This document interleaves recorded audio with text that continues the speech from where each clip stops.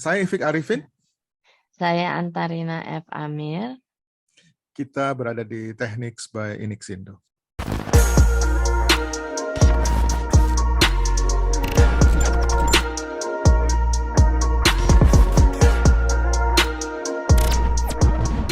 Mbak Rina, dulu kan di SMA 4 ya, sama saya. Iya, saya SMA 4. Setelah SMA 4 lulus, kemana tuh Mbak Rina? Dari SMA 4 ke Fakultas Ekonomi Universitas Indonesia. Kemudian saya melanjutkan S2 di Amerika Serikat. Ke Amerika S2-nya? Ya, jadi dari Fakultas Ekonomi UI, Clarion University of Pennsylvania, dan University of Pittsburgh. Iya, saya ngambil 3 master karena ya saya mikir waktu itu pada zaman itu kalau saya ngambil PhD, ambil doktor, diminta sih. Saya kan udah jadi staf mengajar di Fakultas Ekonomi UI untuk ambil PhD, tapi buat saya mikirnya buat perempuan nanti orang kalau zaman dulu orang Zaman dulu. nggak berani ketemu saya nanti. Oke. Jadi Tapi ambil 3 terus master saya jadinya. 3 master? Ya. Seriously? Wow. Dan diantaranya apa? Master of Science ya kalau nggak salah ya? Ya, Master of Science bidang Information System. Dan ya, yang lainnya Master of Business Administration di bidang marketing dan finance. Oke. Sebenarnya Jadi, memang saya ngambilnya di jurusan itu semua, tapi justru salah satu profesor di Universitas Pittsburgh itu yang menginspirasi saya sebenarnya untuk ya akhirnya buka Highscope ya. apa tuh? Kenapa kok? Apa yang dilihat oleh Mbak Rina saat itu yang menggerakkan ide atau apa namanya mengimplementasikan ide itu untuk menjadi membentuk Highscope di Indonesia? Jadi sebenarnya saya mendaftar profesor ini terkenal Thomas L. Satie. Dia terkenal di analytical hierarchy process. Dia ada juga pada zaman itu dia sudah membuat sebuah software kalau nggak salah ya, analytical hierarchy process. Jadi yang mau masuk ke kelas dia tuh berebut gitu. Karena di sana sistemnya siapa cepat dia dapat gitu masuk kelas ya. Jadi saya daftar duluan. Maksudnya saya daftar cepat-cepat karena saya tertarik. Nah, Thomas L. Satie ini mengajar pelajarannya sebenarnya operation research. Tapi dia itu bukan ngajar matematika gitu karena supposed to be operation research itu lebih banyak matematika. Dia banyak bercerita banyak hal yang ujungnya sebenarnya ke kreativitas ya. Tapi yang buat saya satu titik yang merubah hidup saya itu adalah ketika dia memberikan assignment untuk menghitung jumlah mobil di lapangan parkir. Imagine lah lapangan parkirnya kayak mall gitu ya. Terus saya di situ terpikir bahwa assignment ini untuk kita mengembangkan suatu formula. Jadi saya coba bikin satu sistem supaya ini hitungannya semacam membuat formula lah untuk coming up dengan jawaban. Nah, setelah kembali ke kelas, beberapa teman dan kebetulan di kelas itu ada cuma 2 orang Indonesia, tapi beberapa teman yang orang-orang Amerika itu pada saling diskusi gitu. Saya sendiri ya. Itu assignment itu mungkin cuma 5 menit ya, cuma 10 menit di luar, masuk lagi ke kelas. Jadi ngelihat lapangan parkir, terus kita kembali lagi ke kelas. Kemudian semua ditanya jawabannya. Tidak ada satupun yang memiliki jawaban yang sama.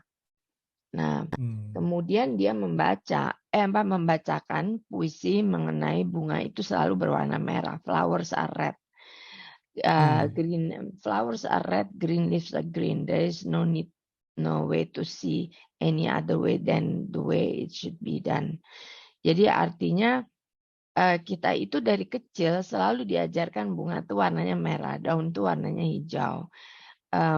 Kalau di puisi itu digambarkan kalau nggak ngikutin apa kata guru, kita dihukum. Nah, Ya. sebenarnya Flowers Are Red itu ada puisinya, apa itu kayak lagu atau puisi itu ada kalau di Google di internet ada. Nah, saya terinspirasi dengan omongan dia, saya merasa alhamdulillah saya selalu menjadi good student dari sejak SD ya. Jadi saya merasa saya udah ikutin semua apa kata guru. Tapi assignment tadi menurut saya assignment yang sangat mudah, tapi saya kesulitan mencari jawabannya karena saya langsung merasa bahwa harusnya itu jawabannya adalah membuat rumus. Sementara kita kalau di sekolah dikasih rumus ngerjain aja, tapi tidak diberi kesempatan untuk membuat. Nah, ujungnya dia bicara mengenai kreativitas. Kebetulan Prof. Thomas Elsati pernah juga kayaknya diundang di Indonesia, itu berkawan dekat dengan Pak Iwan Jaya Aziz, yang beliau sekarang profesor di Cornell University ya. Jadi pada saat Prof. Iwan visit ke Pittsburgh, kita dinner dengan anak-anak Indonesia, cuma ada 3 orang sih anak Indonesia di sekolah itu, mengambil di program itu. Terus kita dinner. Nah di dinner itu Prof. Thomas Elsati lebih menjelaskan lagi maksudnya. Bahwa dunia pendidikan itu ini kita bicara Amerika Serikat. Dunia pendidikan itu one way aja. Jadi mendoktrin mengikuti saja bunga warna merah dan warna hijau. Kalau di Indonesia ini pernah juga dilakukan tes sebagai staf pengajar di Universitas Ekonomi bekerja sama dengan psikologi ngetes anak-anak, saya ingat itu angkatan 2000 ya. Itu suruh gambar pemandangan, pasti gunung belah 2, tengah matahari ada sawahnya. Saya pikir ini analogi yang sama kan dengan bunganya itu warna merah gitu. Jadi saya bilang dalam hati saya I've been a good student all this time, tapi I couldn't do, saya nggak bisa ngerjain satu simple assignment yang ujungnya membuat formula karena kita tidak pernah diajarkan membuat formula. Jadi akhirnya dari situ dalam hati saya mengatakan saya ingin anak-anak saya tidak dididik dengan sistem yang seperti saya yang hanya mengikuti apa kata guru gitu. Saya ingin anak yang bisa memiliki ide bermacam-macam. Itu tahun 88 ya. Sekarang terbukti bahwa kita perlu mereka-mereka yang kreatif, inovatif untuk bisa menyelesaikan masalah di dunia. Coming up dengan ide. Nah itu dari tahun itu terus profesor itu menginspirasi saya. Sampai kemudian saya menemukan sekolah high school itu membacakan puisi yang exactly sama Prof itu. Itu membuat saya tambah yakin ya bahwa oh beneran ini memang ada gitu. Jadi kita emang sudah terbiasa dengan itu istilahnya behaviorism ya. Jadi kita dipaksa untuk mengikuti apa yang guru katakan. Dan itu masih sampai sekarang masih terjadi loh Mbak Rina. Bahwa masih ada guru yang menulis di papan kemudian muridnya menyalinnya gitu ya. Masih ada itu. Behavioristik itu mah kalau memang itu belum merata berarti kita ya. Belum merata kemana-mana. Oke. Itu sangat-sangat masih ada sampai sekarang. Lalu tahun 96 Mbak Rina kemudian membentuk high school pertama kali di Indonesia ya. Itu kan 2 tahun sebelum krisis moneter loh Mbak Rina. Apa nggak sulit tuh saat-saat itu momentumnya agak susah barangkali untuk membangun sesuatu yang baru itu. Iya, pada saat tahun 96 itu saya rajin memberikan workshop karena buat saya ini adalah satu hal yang sangat memerlukan edukasi dari perspektif parents ya, mengedukasi market, mengedukasi stakeholders, government, semua harus diedukasi bahwa adanya perubahan paradigma di dalam pendidikan dan dari behaviorism ke constructivism. Nah, sebenarnya ini tidak menyimpang jauh dari kakek saya Ki Hajar Dewantoro, karena Ki Hajar Dewantoro dari dulu sudah inikan constructivism gitu. Jadi buat saya semakin yakin lagi bahwa ini masyarakat Indonesia, semangat saya langsung melihat Indonesia membutuhkan ini. Indonesia harus berubah untuk menghadapi masa depan. Itu tekad saya dulu dari tahun 96. Waktu memang 98 terjadi krisis moneter itu, problemnya waktu itu hanya maksudnya ya kebetulan di kita sih problemnya harus cepat, membutuhkan strategi perubahan. Kebetulan saya kan punya background ekonomi bisnis, saya merubah strategi gitu di dalam pricing yang zaman dulu pricing di dalam negeri aja dalam US dollar kan. Nah, itu pricingnya saya rubah langsung ke rupiah. Nah itu dimarahin sama kompetitor, tapi saya bilang lah hak kita lah mau berbisnis bagaimana. Oke. Nyari Tapi duitnya akhirnya gimana kemudian gitu. berkembang terus. Sekarang udah ada 13 SHI ya, kalau nggak salah ya. Ya betul. Betul ya. Aduh, luar biasa, luar biasa. Nah, jadi saya juga membaca situs dari HighScope. Di situ ada disebutkan yang disebut sebagai learning framework, konstruktivism, susah juga bahasanya. Learning framework ini ternyata merupakan kumpulan-kumpulan gitu ya. Jadi kalau dibilang template mungkin enggak, tapi inilah yang diterapkan ke peserta didik ya, ke siswa-siswa gitu ya. Itu apa Mbak? Learning framework ini sebetulnya apa dia? Learning framework ini kalau saya menyebut ini adalah blueprint. Ya, blueprint dari karena saya juga punya background sistem, saya percaya bahwa di dalam mengerjakan apapun di dunia itu harus ada sistem. Jadi ini framework ini adalah merupakan learning system, pendekatan belajar itu kita bentuk. Kalau di US-nya memang ada bentuk preschool, tapi yang di SD, SMP, SMA-nya saya buat bentuknya SD, SMP, SMA. Jadi di luarnya itu adalah objektif. Objektif dari tujuan akhir kita untuk mengembangkan anak itu adalah apa? Itu yang ada 8. Makanya kita nyebutnya the principles of 178. One itu adalah constructivism. We believe bahwa cara belajar itu sesuai dengan brain research dan brain development adalah manusia itu membentuk pengetahuannya sendiri, tidak dibentuk oleh orang lain. 7 adalah 7, ini kebetulan 17 Agustus 178. 7 adalah komponen belajar yang diperlukan agar pembelajaran itu bisa berjalan secara efektif dan efisien. Nah, 8 itu adalah objektifnya. Kita ingin anak-anak memiliki satu expert thinking, ya, meta level reflection, which is sebenarnya metacognitive thinking, kemudian ethical leadership, adaptability and agility, which is sekarang sangat relevan di zaman COVID ini. Kita perlu adaptable. Adaptability ya.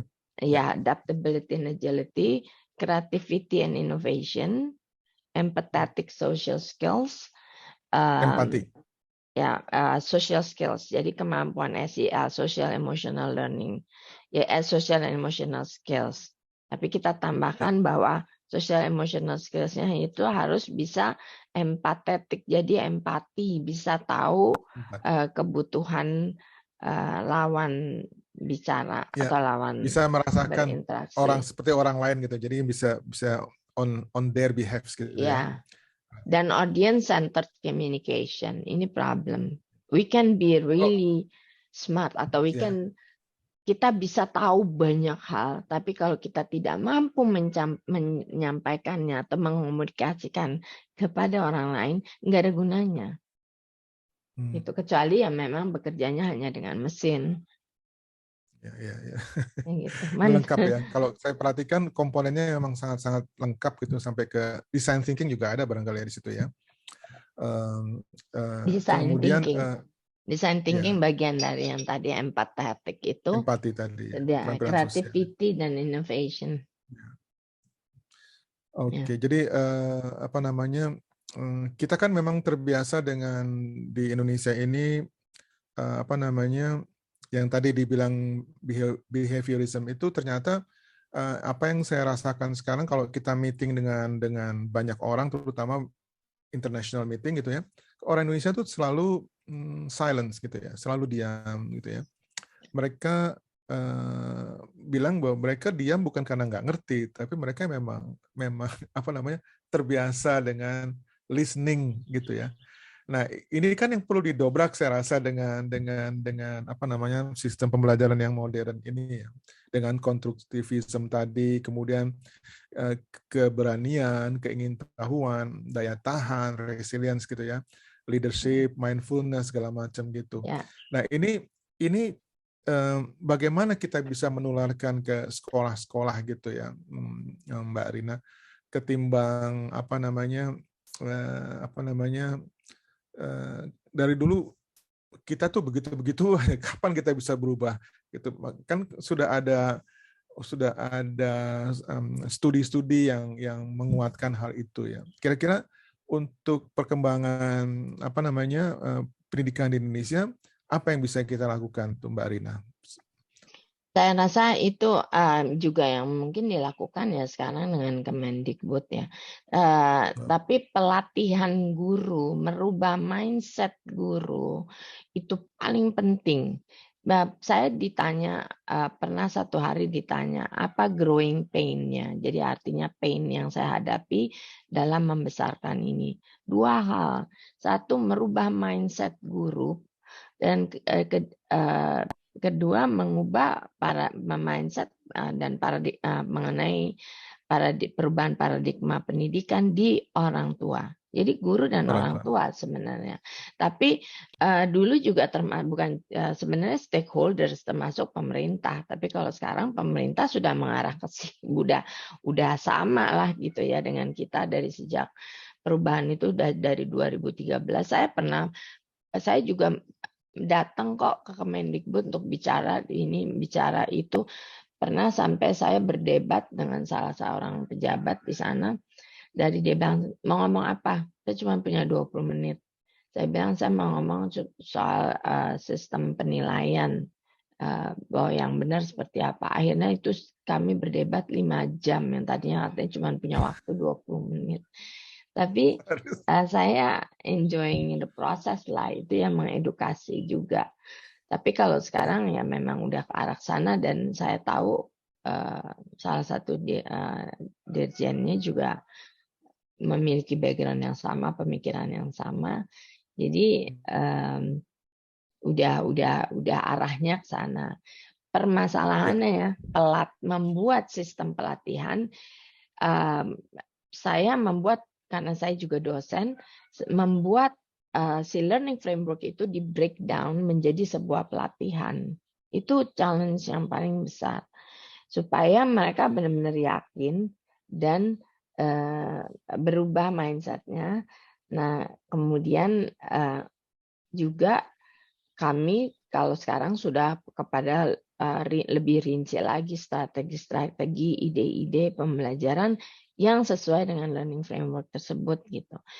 Kami sampai sudah membreakdown learning objective yang tadi ethical leadership, adaptability itu menjadi continuum. Jadi ada rubriksnya, ada kriterianya. Dari early sampai expert. Jadi kita ingin anak lulus SMA dengan kemampuan itu, dan kita breakdown yang namanya audience centered communication itu apa. Jadi di breakdown dan ada beberapa item yang harus bisa dilakukan oleh seorang anak. Ya, Ketika sudah lulus, sudah di expert level gitu. gitu ya. Ya. Oke. Saya bisa bayangkan kesulitan tadi yang disebutkan. Saya juga ingin tahu tuh bagaimana kita bisa mempersiapkan guru atau sebagai guru di high school barangkali sifatnya sebagai guide gitu ya, sebagai guidance, sebagai fasilitator barangkali, saya nggak tahu. Tapi lebih banyak kan guru itu memperhatikan atau sifatnya sebagai pendamping begitu barangkali ya. Betul nggak, Mbak Rina?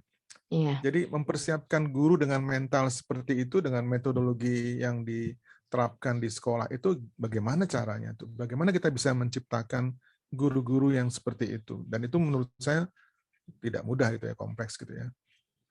Ya, itu challenge yang paling besar yang tadi saya bilang, merubah merinci si learning framework itu menjadi modul. Modul training yang dalam mentraining itu kita mencontohkan misalnya sistem penilaian. Sistem penilaian seperti sekarang tuh seperti ini.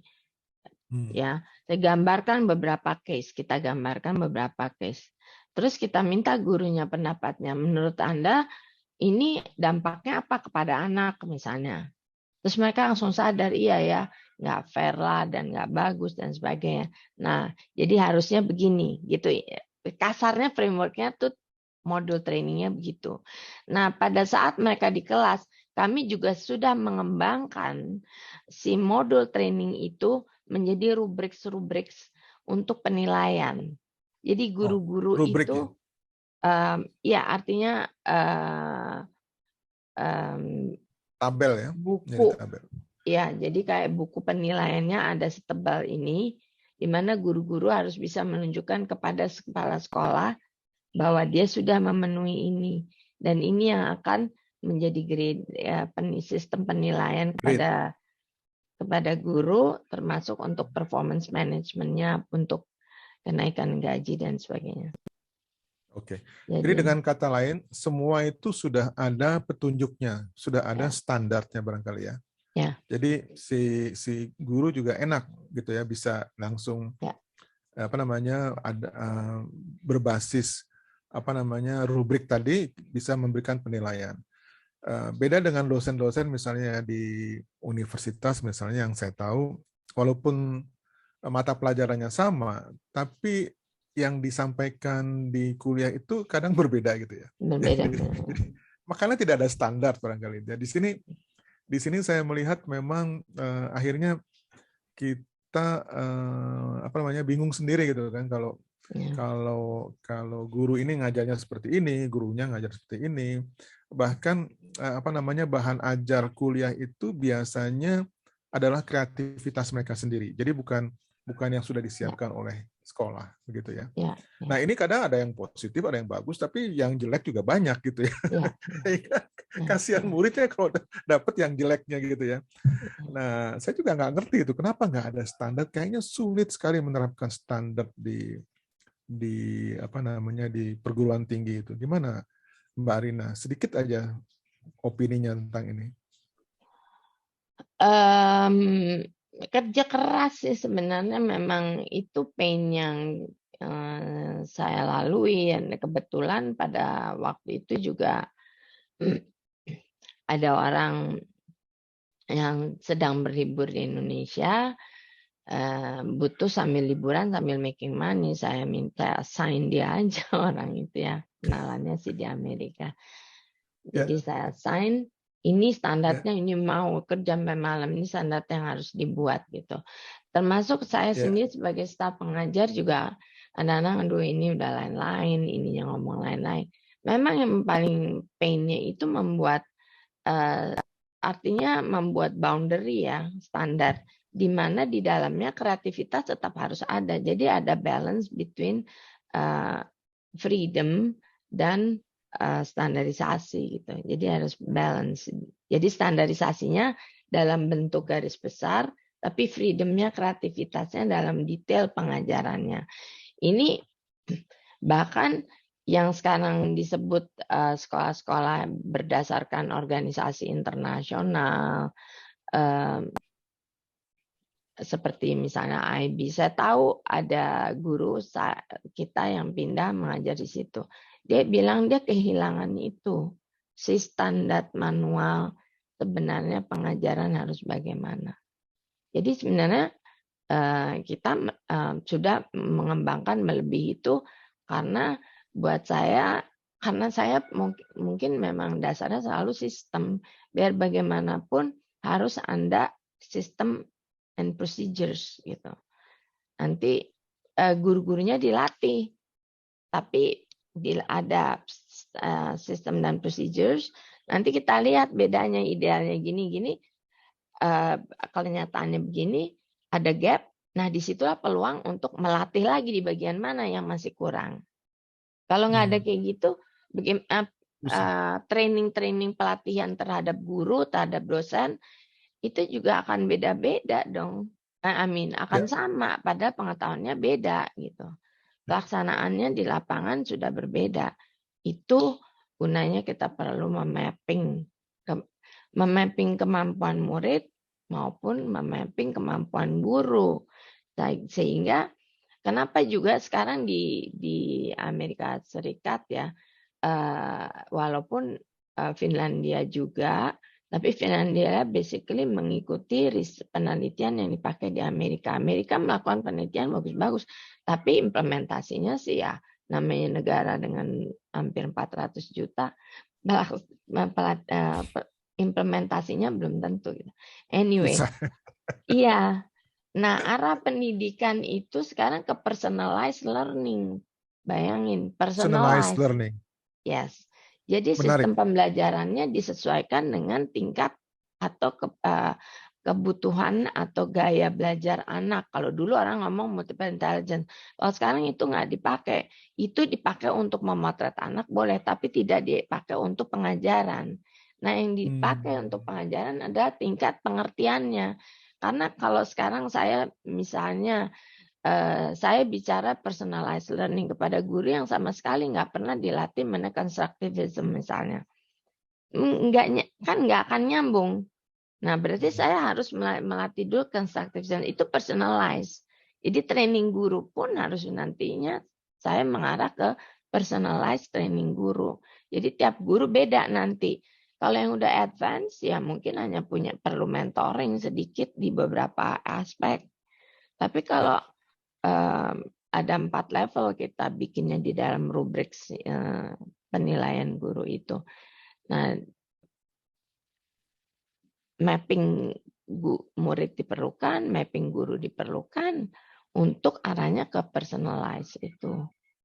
Semua larinya sekarang lagi yang hits di Amerika, social emotional learning, personalized learning, student at the center. Dan memang orang dari dulu bicara student centered approach, tapi pelaksanaannya seperti apa gitu. Nah, akhirnya sekarang dirubah menjadi personalized learning. Ya, jadi memang kalau kita lihat teori-teori itu sudah berkembang ya. Jadi yang saya lihat memang kita perlu effort yang ekstra gitu ya untuk supaya bisa menerapkan hal-hal seperti itu. Tapi saya lihat sedikit lagi tentang kebebasan anak memilih apa yang ingin dipelajari. Itu juga ada kan di HighScope ya. Saya rasa memang itu salah satu core filosofinya barangkali yang saya baca di situs itu tentang perencanaan, plan do review itu kayaknya merupakan moto atau gimana ya, sesuatu yang memang iya, uniqueness-nya dari HighScope dari sejak preschool diajarkan untuk plan do review. Itu melakukan perencanaan berdasarkan interest-nya. Itu di preschool kan seperti itu.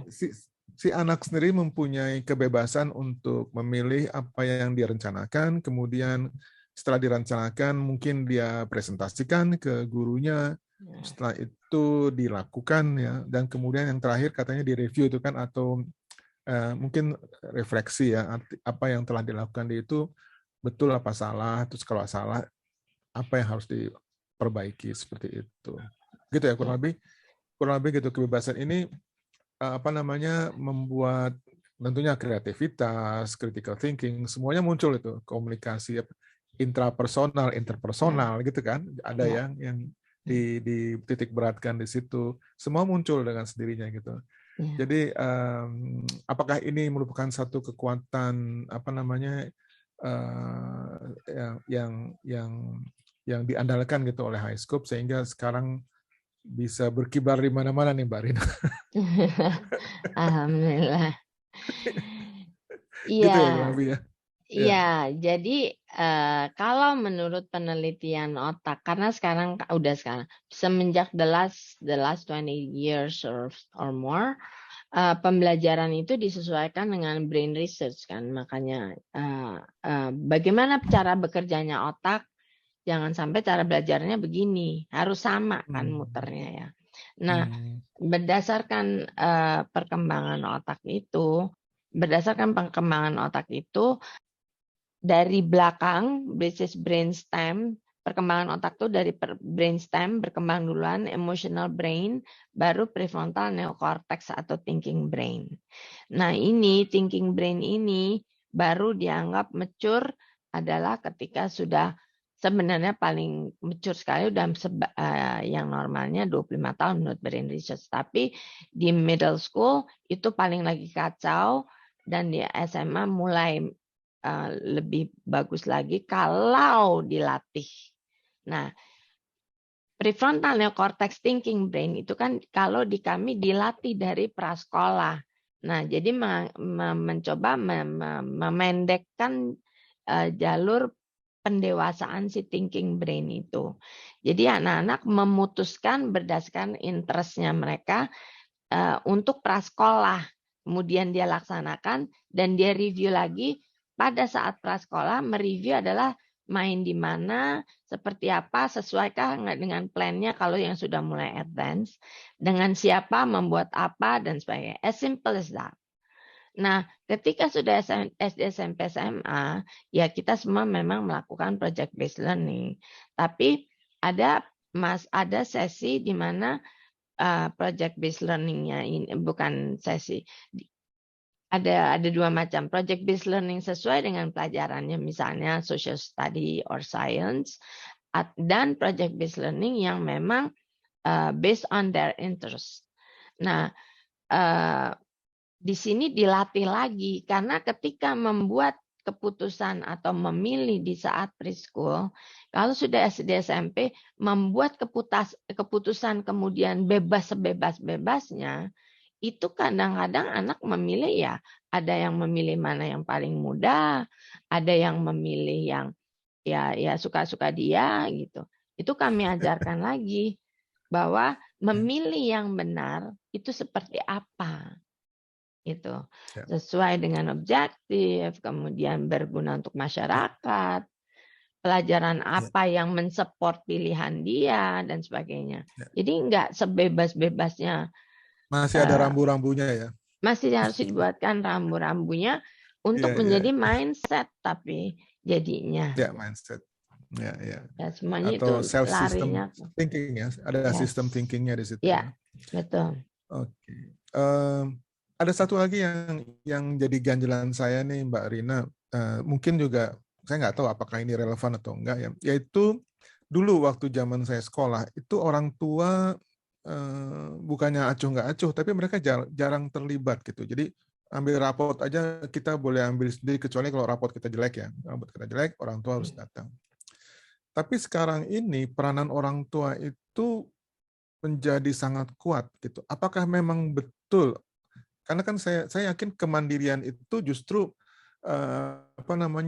tidak tergantung atas orang tua. Karena ini dari preschool boleh lah ya, preschool, SD, tapi kalau sudah SMA, terus bahkan ke pendidikan tinggi, apakah orang tua masih harus terlibat? Karena saya tadi melihat ada kolaborasi antara guru, anak, dan orang tua gitu. Bahkan Mbak Rina sendiri bilang orang tua itu harus mempunyai mindset yang sesuai, sehingga mungkin kalau di rumah anak-anaknya bisa nyambung gitu, connect gitu ya dengan apa yang diajarkan di sekolah. Tapi kenapa orang tua ini memang apakah mutlak harus terlibat gitu? Gimana Mbak Rina? Saya sendiri nggak tahu jawabannya. Ya, orang tua terlibat karena diperlukan. Sebenarnya gini, sudah pernah ada research yang menunjukkan peranan paling besar terhadap perkembangan anak. 40% ada di guru, 50% ada di orang tua, 10% ada di lingkungan. Jadi yang membentuk itu adalah lingkungan. Di sini dalam hal ini kalau lingkungan di rumah ya orang tua, ya di sekolah guru. Nah, lingkungan ini, jadi misalnya guru melakukan sesuatu, sebenarnya peranan orang tua itu kan melatih aplikasinya. Dengan berkomunikasi itu sangat membantu anak itu. Thinking skills-nya kan akan berkembang. Menurut kamu kenapa begitu? Kenapa itu terjadi seperti itu? Jadi communication antara orang tua dan anak ini peranannya penting sekali. Ya. Jadi kita diajarkan misalnya tren lah namanya, the word trend gitu ya, tren. Tren itu apa sih? Kenapa ada tren?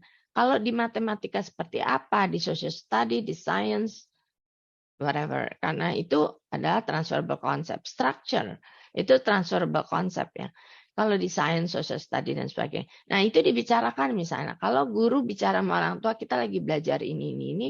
Orang tua kemudian mendiskusikan. Yang dibutuhkan sebenarnya mendiskusikan. Dan kemudian latihan. Yang lainnya adalah monitor aja bahwa anaknya memang mengerjakan pekerjaan assignment yang diberikan oleh sekolah gitu ya. Nah, yang lainnya lagi yang paling penting orang tua dilibatkan dalam hal ini, dalam kita melihat faktor ini adalah konsistensi.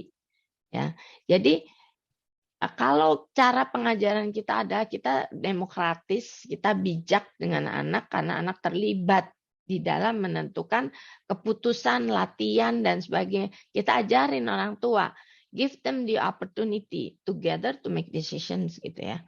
Nah, tapi di rumahnya misalnya mereka diktator gitu, nentuin sendiri, anaknya nggak pernah berlatih. Jadi ada inconsistency. Kalau inconsistent, maka hasilnya tidak akan maksimum. Dan anak dalam hal itu juga akan melihat mana yang lebih nyaman buat dia, itu yang diikutin gitu. Tapi kalau kita bicara hal yang sama, itu sebenarnya memperkuat konsep yang kita minta anak untuk belajar itu kasarnya gitu ya, gampangnya ya. Nah jadi misalnya konsep empati gitu. Supaya kuat kan sekolah sama rumah harus sama-sama bicara hal yang sama. Jangan nanti beda-beda gitu ya. Sehingga anak terus ya suka-suka dia aja gitu ya. Nah itu homeschool collaboration penting itu. Disitulah kita juga mengedukasi orang tua. Works dengan parent workshop. Dan membantu juga dengan orang tua. Kemarin waktu COVID, orang tuanya stres. Akhirnya kita kasih workshop bersama juga dengan psikolog dan sebagainya. Terus akhirnya mereka sadar yang paling penting dalam kondisi-kondisi panik seperti itu, orang tuanya dulu tenang. Kalau orang tuanya udah stres panik, anaknya tambah stres panik. Zaman COVID di awal, saya ingat banget komennya, terima kasih workshopnya. Sekarang kami tahu bahwa yang harus tenang duluan orang tuanya. Oke. Nah, mumpung tadi ngomong COVID ya Mbak Rina, COVID ini kan mempengaruhi ritme pembelajaran kita ya. Jadi di situ apakah apa namanya terjadi perubahan-perubahan misalnya kayak building karakter. Building karakter melalui virtual itu kan agak sulit. Gimana ininya solusinya Mbak Rina? Kita di dalam kita ya percaya kepada bahwa kegiatan ya di sekolah juga rata-rata sih ada ya daily schedule itu ya. Kegiatan rutin itu harus sama tiap harinya supaya membentuk karakter sebenarnya ya. Nah, salah satu yang kita kembangkan juga, walaupun di dalam daily schedule kita baik pada saat virtual maupun in person, kita memang ada pertemuan anak. Di situ anak saling berkenalan, bercerita, dan sebagainya. Nah, dengan kondisi COVID ini, selain itu kita tambah lagi, sambil mereka makan, di sore afternoon, kita berikan chat time. Mereka boleh chat. Kalau yang masih kecil, diberikan waktu chatnya bersama orang tuanya, jadi saling kenal. Gitu. Tapi kalau mau dibilang bahwa itu efektif, I would say at least itu meminimize. Tapi kalau sangat diperlukan pertemuan in person anak itu sangat diperlukan. Jadi dalam kondisi new normal seperti ini ya kita harus pandai-pandai memanfaatkan teknologi untuk kepentingan anak.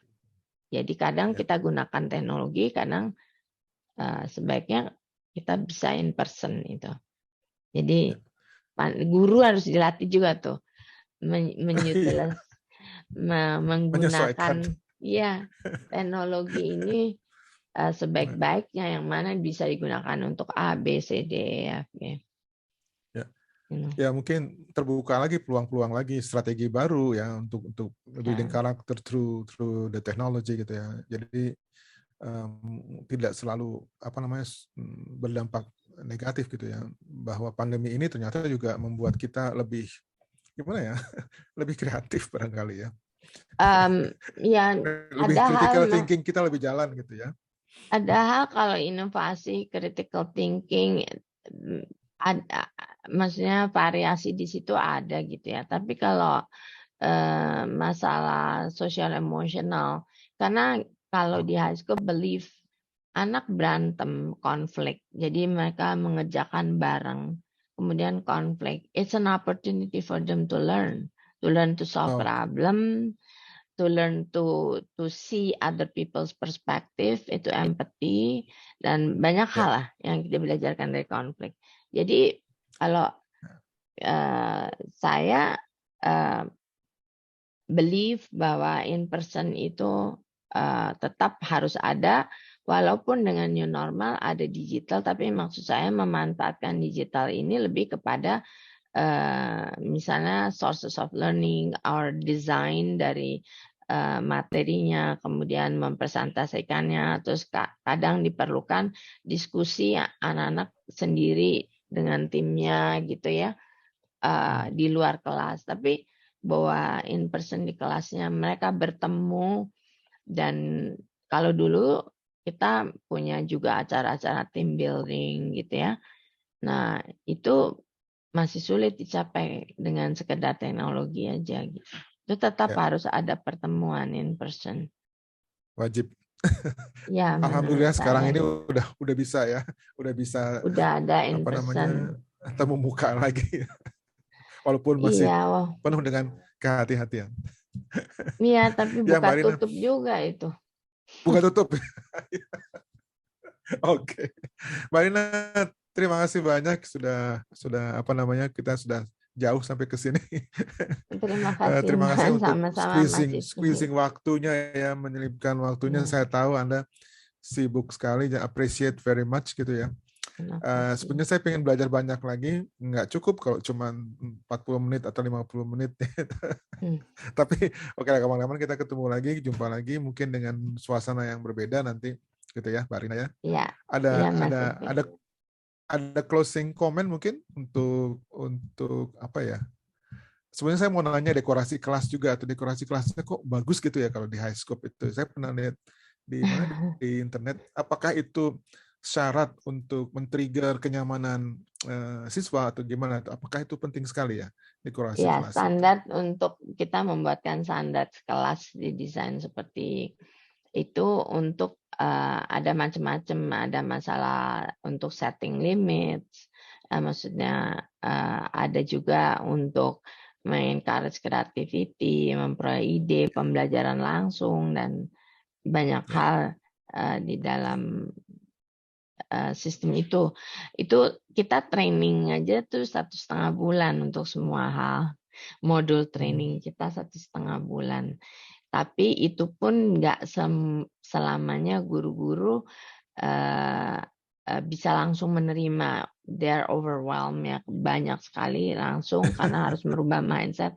Jadi nanti harus kita ulang lagi terpaksa gitu ya.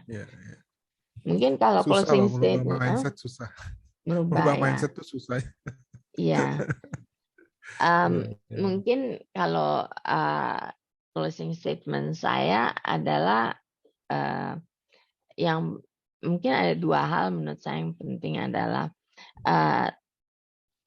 mohon diingat kepentingan anak secara jangka panjang. Jangka panjang itu kepentingan anak, creativity, critical thinking itu kepentingan jangka panjang.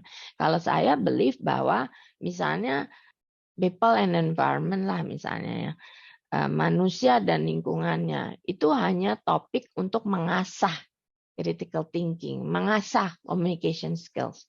It's a topic. Tapi topik bisa berubah-ubah sesuai dengan perubahan zaman. Tapi kalau kepentingan anak jangka panjang seperti critical thinking, creativity, innovation, itu kepentingan jangka panjang, apapun topiknya atau apapun kondisinya, yang ini tidak akan berubah. Jadi jangan sacrifice kepentingan jangka panjang anak for the sake of hanya kepentingan jangka pendek kita, orang tua, orang dewasa. Kadang-kadang anak itu sampai di drill karena belum bisa baca misalnya. Yang ada anak the love of learning-nya hilang, motivation-nya hilang, percaya dirinya hilang, dan merasa dirinya bodoh dan sebagainya. That's a short term orientasinya. Yang long term tadi kita sacrifice kita karena kita mikirin si yang short term. Nah itu yang mungkin saya pesan kepada semuanya.